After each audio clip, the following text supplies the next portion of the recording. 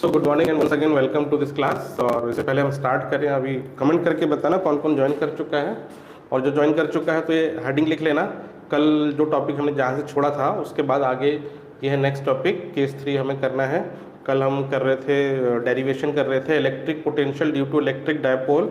उसके दो केसेस हमने किए थे, electric potential due to dipole on the axial on, और सेकंड केस था ऑन द इक्वेटोरियल लाइन। उसका डेरिवेशन किया था हमने, फॉर्मूला डिराइव किया था। तो जो एक्सियल लाइन पे जो पोटेंशियल आया था वो जब हमने उसको सॉल्व किया था तो आया था 1/4 pi epsilon naught P upon R square minus A square, ये था फॉर्मूला। ठीक है, ऑन एक्सियल लाइन पे where P is the dipole moment, R is the distance from the centre and A is the half of the length of the electric dipole. तो ये formula हमने कल derive किया था, और ये था डायपोल का जो पोटेंशियल उसका formula. But in case of short dipole है ना, फॉर शॉर्ट डायपोल, या हम कह सकते हैं very smaller, very much smaller as compared to R, तो हम ए को निगलेक्ट कर देते हैं। तो उस केस में जो पोटेंशियल की वैल्यू आती है 1/4 pi epsilon naught P by R square. ठीक है, ए को निगलेक्ट कर देते हैं। तो ये फॉर्मूला था, आप ये फॉर्मूला यूज़ कर सकते हैं if A is comparable to R, और ये फॉर्मूला यूज़ कर सकते हैं if A is very small then R. ठीक है, ये एक्सियल पे निकाला था, ये केस 1 था। केस 2 जो था हमने निकाला था on the equatorial line. Equatorial line पे किसी भी पॉइंट पे इलेक्ट्रिक डायपोल की वजह से जो पोटेंशियल होता है वो जीरो होता है, क्योंकि डायपोल का जो चार्ज है प्लस और माइनस चार्ज होता है, और दोनों की वजह से जो पोटेंशियल की वैल्यू अपोजिट साइन में आती है, और दोनों को हम जोड़ते हैं तो जो रिजल्टेंट या टोटल पोटेंशियल की वैल्यू आती है वो जीरो हो जाता है एट इक्वेटोरियल लाइन। ठीक है, तो दो केस किया था। अब आज हमें करना है तीसरा case, case 3, when point P lies anywhere. ठीक है, अब जो पॉइंट पी है ना, जरूरी नहीं एक्सिस पे भी हो सकता है, इक्वेटोरियल लाइन पे भी हो सकता है, और उसके अलावा किसी भी और जगह होगा तब भी हम इस जो पोटेंशियल है डायपोल की वजह से वो निकाल सकते हैं। तो ये उसी का डेरिवेशन है, ये एनसीईआरटी में भी इसका डेरिवेशन दिया है, तो इसको आप अच्छे से समझ लो। थोड़ा सा कंफ्यूजिंग होता है, लेकिन एक बार समझ में आ जाएगा तो हमेशा के लिए आपको आपके दिमाग में बैठ जाएगा। ठीक है, तो हेडिंग लिखिए, और केस 3 अभी हम करते हैं। इसके लिए एक डायग्राम बनाना होगा, तो पहले मैं एक डायग्राम बना लेता हूँ। प्लस क्यू माइनस क्यू, ये एक डायपोल है। इस केस में हम वर्टिकली अलाइन कर रहे हैं डायपोल को। एक डायपोल है, पिछले दो केस में हमने हॉरिजॉन्टली अलाइन किया था, यहाँ पे मैं वर्टिकली अलाइन कर रहा हूँ। तो हम किसी भी डायरेक्शन में रख सकते हैं डायपोल, उससे कोई फर्क नहीं पड़ता। तो ये डायपोल है, ये इसका मिड पॉइंट है डायपोल का, यहाँ से यहाँ तक ए और यहाँ से यहाँ तक ए। इसका जो लेंथ है, टोटल लेंथ है डायपोल का 2a। ठीक है, अब कोई भी पॉइंट हम ले रहे हैं इसके चारों तरफ, तो एक पॉइंट मान लेते हैं ये है पॉइंट P। ठीक है, ये पॉइंट P है, ये कहीं पे भी देखिए, ना तो ये इक्वेटोरियल लाइन पे है ना इसके एक्सियल लाइन पे, ये अब कहीं पे भी है। ठीक है, यानी आर्बिट्री कोई भी पॉइंट आपने ले लिया, ये पॉइंट कहीं पे भी हो सकता है। तो इस पॉइंट पे इस डायपोल की वजह से कितना पोटेंशियल होगा वो हमको निकालना है। तो हम क्या करते हैं, पहले इसको आप, ये जो चार्ज है प्लस Q1, इसको यहाँ से एक लाइन जोड़ देते हैं P तक। लेट से Q से P तक का जो डिस्टेंस है ये है R1। ठीक है, और यहाँ से माइनस Q से इसको जोड़ देते हैं इसकी लाइन। तो माइनस Q से P का जो डिस्टेंस है ये है R2। ठीक है, प्लस Q से है डिस्टेंस R1, माइनस Q से है डिस्टेंस R2। तो जब पोटेंशियल होगा यहाँ पे इन दोनों का सम होगा। Let say potential due to plus Q is V1 and potential due to minus Q is V2। तो जो टोटल पोटेंशियल है, total potential will be equal to V and which is equal to V1 plus V2। ठीक है, अब ये V1 और V2 की value क्या है, V1 है इस चार्ज की वजह से पोटेंशियल, तो इसकी जो वैल्यू आती है 1/4 pi epsilon naught Q by R1। ठीक है, 1/4 pi epsilon naught Q by R1, let's say it is equation 1, और V2 की value 1/4πε0 minus Q by R2। ठीक है, V1 एंड V2 की ये वैल्यू आ रही है। जो V2 है वो नेगेटिव में होगा और जो V1 है वो पॉजिटिव में होगा।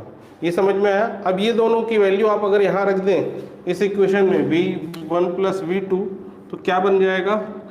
Total potential is equal to 1/4πε0 Q by R1 फिर माइनस 1/4πε0 Q बाय R2। ठीक है, दोनों को हमने इक्वेशन 1 और इक्वेशन 2 से इसकी वैल्यू ले ली। तो इसमें 1/4πε0 कॉमन है और Q भी कॉमन है, तो इसको हम कॉमन अगर निकाल लेंगे तो Q/4πε0 निकल जाएगा। ब्रैकेट में क्या बचेगा? 1/R1 minus 1/R2 and this is equation number 3। तो यहाँ तक अगर हो गया है तो अब देखिए, अब जो इसमें मेन काम है, आपको 1/R1 और 1/R2 की वैल्यू निकालनी है यहाँ से। ठीक है, और यहाँ पे आपको ज्योमेट्री का यूज़ करना है। अब यहाँ पे इलेक्ट्रोस्टैटिक का काम नहीं है, ज्योमेट्री का काम है। तो आपको 1/R1 और 1/R2 की वैल्यू ज्योमेट्री से निकालनी है। तो एनसीईआरटी में भी लिखा हुआ है, उसमें तो एक्सप्लेन भी नहीं किया हुआ है, डायरेक्टली लिख दिया उसकी final value from this geometry R1 और R2 की क्या वैल्यू आएगी। लेकिन हम यहाँ इसको पूरा सॉल्व करेंगे कि R1 और R2 की वैल्यू हम कैसे यहाँ से निकाल सकते हैं। ठीक है, तो हमें एक्चुअली जब हम डिस्टेंस लेते हैं किसी भी पॉइंट का इलेक्ट्रिक डायपोल से, तो हम इलेक्ट्रिक डायपोल के सेंटर से लेते हैं। ध्यान रखना, हम कभी भी इलेक्ट्रिक डायपोल के चार्जेस से डिस्टेंस नहीं मेजर करते। In case of axial line और इक्वेटोरियल लाइन हम हमेशा सेंटर से मेजर करते हैं, जो इलेक्ट्रिक डायपोल का जो सेंटर है उधर से पॉइंट P का। तो यहाँ भी हम क्या करेंगे, सेंटर से ये पॉइंट P में एक लाइन खींचेंगे। तो ये सेंटर से इस पॉइंट P तक एक लाइन खींचा है हमने, और सेंटर से इस पॉइंट P का जो डिस्टेंस है उसको बोलेंगे R।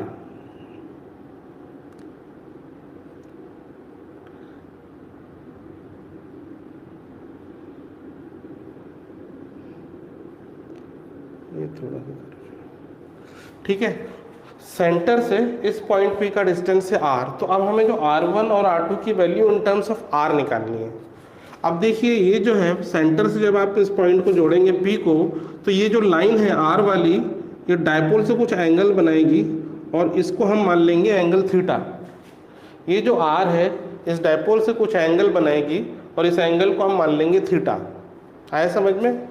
अब देखिए, अब क्या करना है, इस Q से प्लस Q से इस R पे एक परपेंडिकुलर लाइन ड्रॉ करनी है आपको। यहाँ से एक ऐसी, यहाँ कंस्ट्रक्शन करना है आपको। ठीक है, एक परपेंडिकुलर लाइन ऐसी आपको ड्रॉ करनी है, जिससे ये एक राइट एंगल ट्रायंगल बनेगा। ठीक है, ये वाला ट्रायंगल, ये एक राइट एंगल ट्रायंगल बनेगा। साथ ही साथ ये वाला, ये छोटा वाला जो ट्रायंगल है, ये भी राइट एंगल ट्रायंगल है। समझ में आ रहा है? दिख रहा है? विजिबल है? डायग्राम कोने में है, थोड़ा छोटा है लेकिन विजिबल है। तो ये वाला जो ट्रायंगल है ये राइट एंगल ट्रायंगल है, और ये वाला ट्रायंगल भी राइट एंगल ट्रायंगल है। अब देखिए, हम यहाँ पे ट्रिग्नोमेट्री का यूज़ करते हैं, तो ये वाला साइड और ये वाला साइड, इसकी आपको वैल्यू निकालनी है। देखिए कैसे निकालते हैं। तो मान लो इसको हम चलो नाम दे देते हैं। ये जो पॉइंट है, ये पॉइंट है O, इस पॉइंट को बोलते हैं A, नीचे वाले पॉइंट को मैं B बोल रहा हूँ, और ये वाले पॉइंट को N बोल रहा हूँ। नॉर्मल वाली लाइन है, परपेंडिकुलर वाली N बोल रहा हूँ। तो ये है N, ये A और ये O। तो AON एक राइट एंगल ट्रायंगल है जिसमें ये वाला एंगल थीटा है।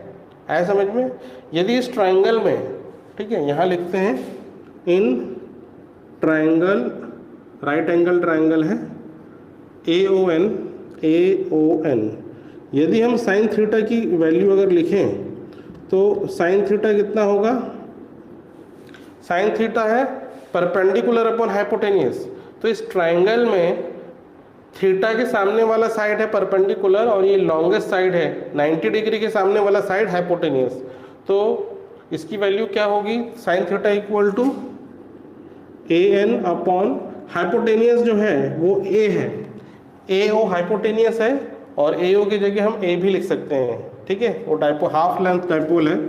तो इससे हम क्या लिख सकते हैं, ए एन, इसको क्रॉस मल्टीप्लाई करो, is equal to A sine theta, ठीक है। दैट इम्प्लाइज, या यहाँ पे मैं ऐसे लिख देता हूँ, इसका मतलब है जब आप क्रॉस मल्टीप्लाई करेंगे तो ए एन हो जाएगा ए साइन थीटा। समझ में आया? अब वैसे ही इस ट्राइंगल में आप निकालेंगे कॉस थीटा। कॉस थीटा की क्या वैल्यू होगी? कॉस थीटा की वैल्यू होगी, यहाँ से देखिए, बेस अपॉन हाइपोटेनियस, तो बेस है ओ एन और हाइपोटेनियस ए ही है। That implies O N is equal to, ये ए को यहाँ मल्टीप्लाई करेंगे तो ए कॉस थीटा, ठीक है। तो एक्चुअली हमने क्या किया है, ए एन और ओ एन की वैल्यू ट्रिग्नोमेट्रिक टर्म्स में लेके आए हैं। तो ये समझ में आ रहा है? क्लियर है? दिख रहा है? तो ए एन और ओ एन की वैल्यू हमने निकाली है ए साइन थीटा ए कॉस थीटा, ठीक है। तो ये जो ए एन है इसकी लेंथ है, मैं यहाँ लिख दे रहा हूँ ए साइन थीटा, ए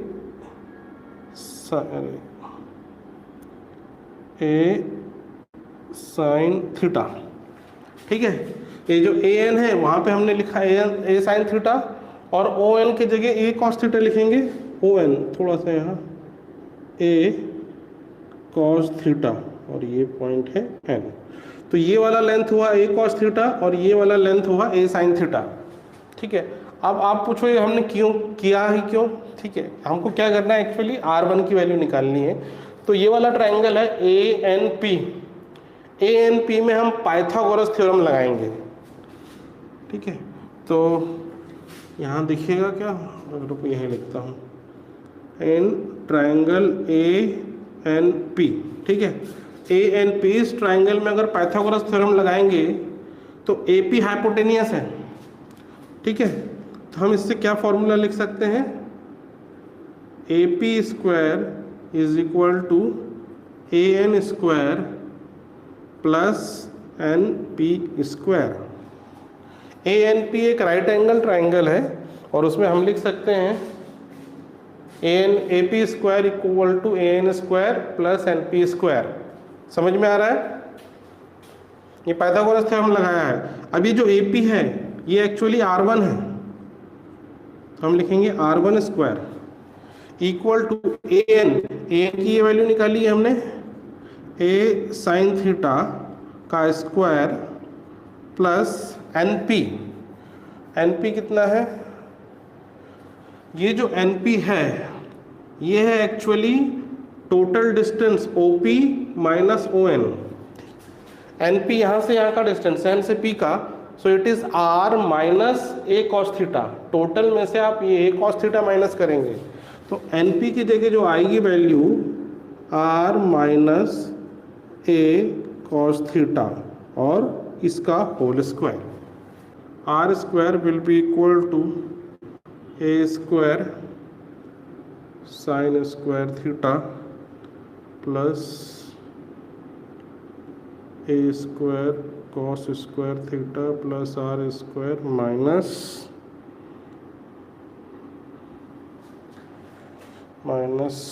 2RA कॉस थीटा।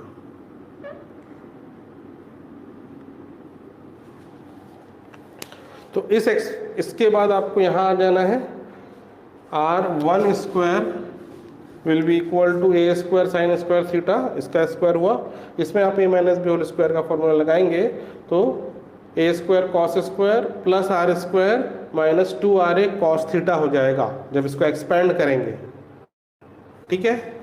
अब अगले केस में देखिए, A स्क्वायर कॉमन यहाँ से आप निकाल सकते हैं, तो R1 square is equal to A square sine square theta plus cos square theta plus R square minus 2RA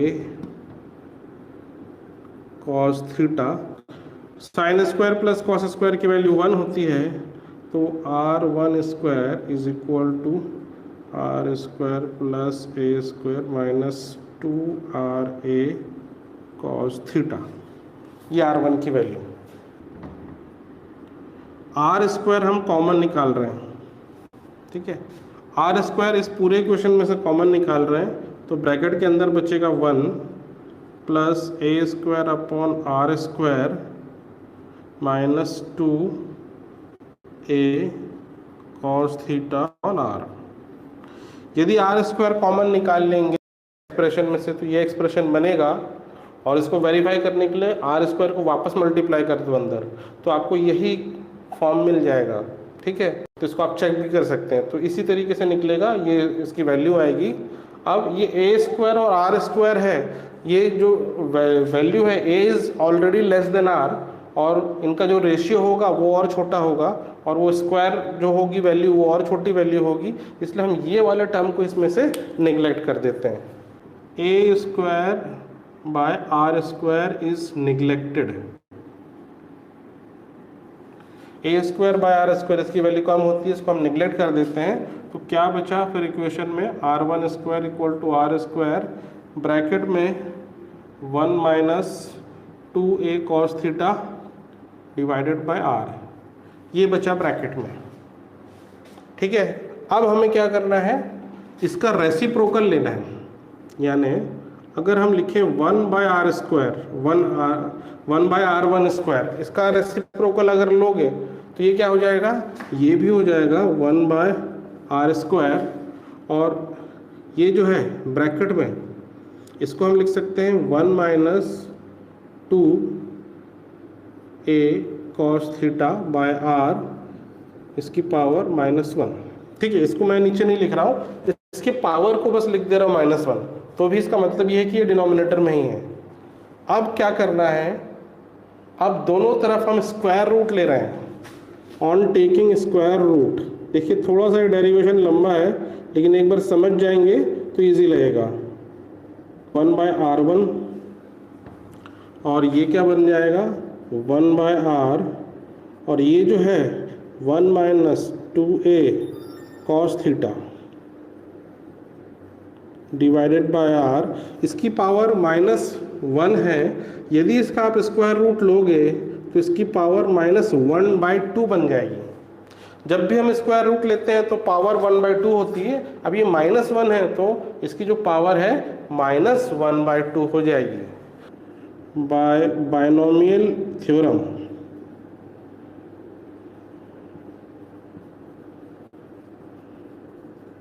bye binomial theorem इसको एक्सपैंड करते हैं तो केवल 2 टर्म तक ही इसकी वैल्यू को हम कंसिडर करते हैं, इसके बाद की वैल्यू बहुत छोटी होती है तो दैट वो नेग्लेक्ट हो जाती है। ओनली 2 टर्म्स आर कंसिडर्ड, तो जब 2 टर्म को कंसिडर करते हैं और एक्सपैंड करते हैं तो सिंपली जो पावर है सेकेंड टर्म में मल्टीप्लाई हो जाएगी। -1 ये सेकेंड टर्म में मल्टीप्लाई हो जाएगा, सॉरी -1/2 इसमें मल्टीप्लाई हो जाएगा, तो ये बन जाएगा माइनस और माइनस प्लस, और ये 2 इस 2 से कट जाएगा डिवाइडेड बाय R, ये बचा। देखिए अब R2 की वैल्यू निकालना है। R2 जो है पॉइंट B से P का डिस्टेंस है, यहाँ पे -q चार्ज रखा है, तो R2 डिस्टेंस निकालने के लिए हम क्या करेंगे, R2 से इस लाइन पे परपेंडिकुलर ड्रॉप करेंगे। किस लाइन पे, जो सेंटर से लाइन जा रही है OP पे, R2 से ड्रॉप करेंगे एक परपेंडिकुलर। तो उसके लिए हम क्या कर रहे हैं, ये वाली लाइन को पीछे एक्सटेंड कर दे रहे हैं, ये दिख रहा है, ये वाली जो लाइन है NP उसको पीछे की तरफ मैं एक्सटेंड कर रहा हूं, और यहां से एक परपेंडिकुलर डालेंगे, ठीक है। तो एक परपेंडिकुलर हमने बना दिया, इस परपेंडिकुलर का नाम M रख देते हैं, यहाँ पे जो टच कर रहा है। अब जो हमने इस ट्रायंगल में किया था वही इस ट्रायंगल में आप करेंगे, तो ये पॉइंट O है, तो जो OM है, देखिए ये जो है थीटा है, इसके वर्टिकली अपोजिट एंगल ये भी थीटा है, ये थीटा है, इसके वर्टिकली अपोजिट एंगल ये भी थीटा है। तो जो हमने इस ट्रायंगल में किया था वही इस ट्रायंगल में करेंगे, तो जो OM की जो वैल्यू है OM will come out to be a cos theta and B M will come out to be A sine theta. अभी मैं पूरा आपको वो ट्रिग्नोमेट्रिक फार्मूला वो बना के नहीं बता रहा हूँ, अब डायरेक्टली आपको समझ में आ जाएगा, कर भी सकते हैं। ओ एम होगा ए कॉस थीटा और बी एम होगा ए साइन थीटा। ठीक है, अब हम इससे R2 की वैल्यू कैसे निकालेंगे? देखिए, ये राइट एंगल ट्राइंगल है और राइट एंगल यहाँ पे बन रहा है, ये राइट एंगल ट्राइंगल है, और जो M पॉइंट है, M पॉइंट पे राइट एंगल बन रहा है, तो इस पे आप पाइथागोरस थ्योरम लगाएंगे। R2 हाइपोटेनियस है, ये परपेंडिकुलर और ये बेस मान सकते हैं। तो इन ट्राइंगल PMB ये एक ट्राइंगल है, इसमें पाइथागोरस थ्योरम लगाएंगे। PB जो है ये हाइपोटेनियस है, it is equal to MB square plus MP square. ठीक है, MB स्क्वायर MP स्क्वायर। तो ये वैल्यू आ गई, ये पाइथागोरस थ्योरम से आ गया। अब जो PB है ये R2 है, तो PB की जगह हम लिख सकते हैं R2 स्क्वायर MB, ये हमने MB की वैल्यू निकाली A साइन थीटा, इसका स्क्वायर MP की जो वैल्यू है M से लेके P, ये है यहाँ N से लेके P की जो वैल्यू है ये R है, और R plus this value OM है A कॉस थीटा। तो जो MP की वैल्यू होगी R प्लस OM, और OM की कितनी वैल्यू है A कॉस थीटा, और इसका आपको करना है होल स्क्वायर। जिस तरह हमने पिछले केस में किया था वो माइनस में था, अब यहाँ पे हमने लाइन को पीछे एक्सटेंड किया है, तो ये जो लाइन बढ़ गई है इसलिए प्लस में आ गया ये वैल्यू। अब इसको आप एक्सपेंड करेंगे, ठीक है, इसको एक्सपेंड करेंगे। कहीं कोई डाउट होगा तो आप मुझे कमेंट करते जाना। एनसीईआरटी में ये डेरिवेशन नहीं दिया है आपको, मतलब पूरा नहीं दिया है, ठीक है, फाइनल आंसर उसमें कंक्लूड करके निकाल दिया है हम, लेकिन पूरा वो फाइनल आंसर तक पहुंचेंगे पूरा डिराइव करके। तो इसको एक्सपेंड करेंगे तो ये हो गया A square sine square theta plus यहाँ पे R square plus A square cos square theta plus 2RA cos theta. तो देखिए ये एक्सपेंड कर देंगे तो ये फॉर्मूला इस फॉर्म में आ जाएगा।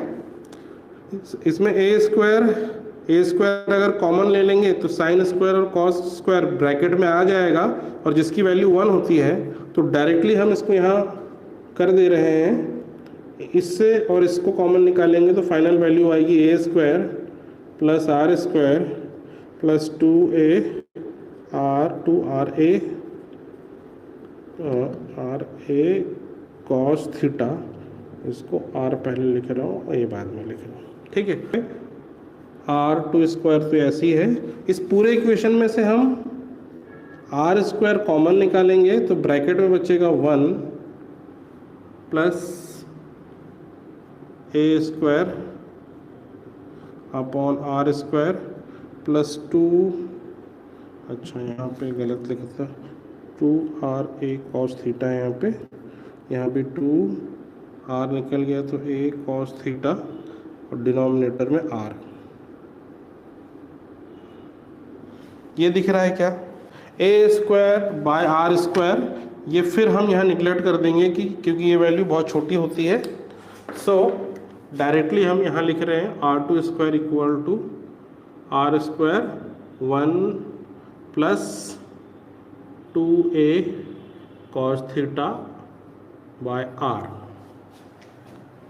अब इसके बाद R2 का रेसिप्रोकल लेना है हमें, तो ये 1/R2 स्क्वायर हो जाएगा, यहाँ पे 1/R स्क्वायर हो जाएगा, और इसको हम लिखेंगे 1 plus 2A cos theta divided by R और पावर -1, ठीक है। रेसिप्रोकल लेना है, इसको डिनोमिनेटर में लाना है, तो हमने केवल पावर -1 कर दी। ये 1/R2 का स्क्वायर है, तो 1/R2 केवल हमें लेना है, चाहिए तो इसका स्क्वायर रूट लेंगे, दोनों तरफ आप स्क्वायर रूट लेंगे, तो ये जो है 1/R स्क्वायर बन जाएगा 1/R, और ये जो है ये बनेगा 1 plus 2A cos theta by R और पावर माइनस हाफ। जब स्क्वायर रूट लेते हैं किसी का तो पावर 1/2 होता है, और यहाँ पहले से माइनस है तो इसकी पावर हो जाएगी -1/2। ठीक है, तो जैसे पिछले केस में किया था वैसे हमने किया, बस यहाँ साइन का फर्क है, बाकी ऑलमोस्ट सेम है। अब यहाँ बाइनोमियल थ्योरम का यूज़ करेंगे, 1/r2 will be equal to 1/r। दो टर्म जब एक्सपैंड करते हैं तो सेकंड वाले टर्म में केवल ये पावर मल्टीप्लाई हो जाएगी, तो ये जो साइन है चेंज हो जाएगा, 1 - 2 इस 2 से कट जाएगा, a cos theta by r, ये बचेगा। तो ये एक इक्वेशन प्रीवियस केस से उसी की जैसे ये वाला इक्वेशन। अब हमें क्या करना है, ये दोनों इक्वेशन की वैल्यू उस मेन इक्वेशन में रखना जहां हमें टोटल पोटेंशियल निकालना है। v1 + v2, v1 और v2 की जब वैल्यू रखते हैं तो q बाय 4πε0 ब्रैकेट में 1/r1 - 1/r2, ये हमारा एक्सप्रेशन आया था टोटल पोटेंशियल का। अब ये 1/r1 की वैल्यू ये लेंगे और 1/r2 की वैल्यू वो लेंगे और इस इक्वेशन में आप पुट करेंगे। तो मैं यहाँ लिख रहा हूँ v = q बाय 4πε0, 1/r1 की वैल्यू हो गई 1/r ब्रैकेट में 1 + a cos theta by r, फिर 1/r2 माइनस ये वाली value 1/r 1 - a cos theta by r, ऐसा।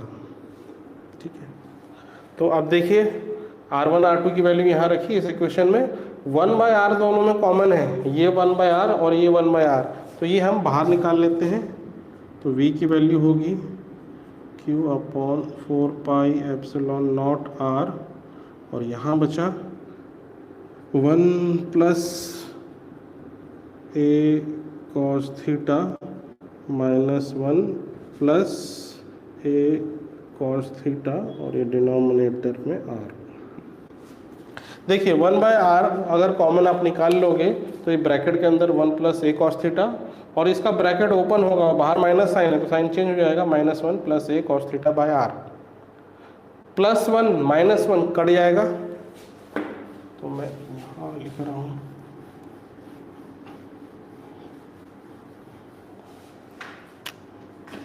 v = q बाय 4πε0, ब्रैकेट में 1 1 कैंसिल हो गया और ये दोनों ऐड हो जाएगा, तो 2a cos theta divided bye ये r और ये r, तो ये r ही रहेगा।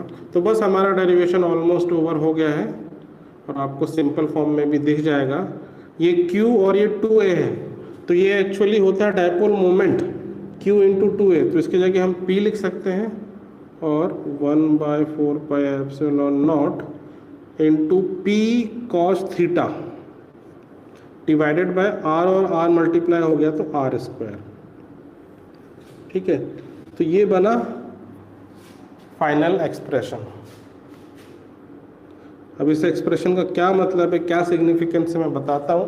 पहले यहाँ तक आप नोट करो और पूरा डेरिवेशन एक बार शुरू से देखो और बताओ आपको कहीं पे डाउट है, कहीं समझ में नहीं आ रहा है, और अगर नहीं आ रहा है तो एक बार फिर से शुरू से ये वीडियो देख लेना और उसको बार बार उसको समझने की कोशिश करना, प्रैक्टिस करना, और फिर भी समझ में नहीं आएगा तो मैं आपको फिर कल की क्लास में समझा दूंगा।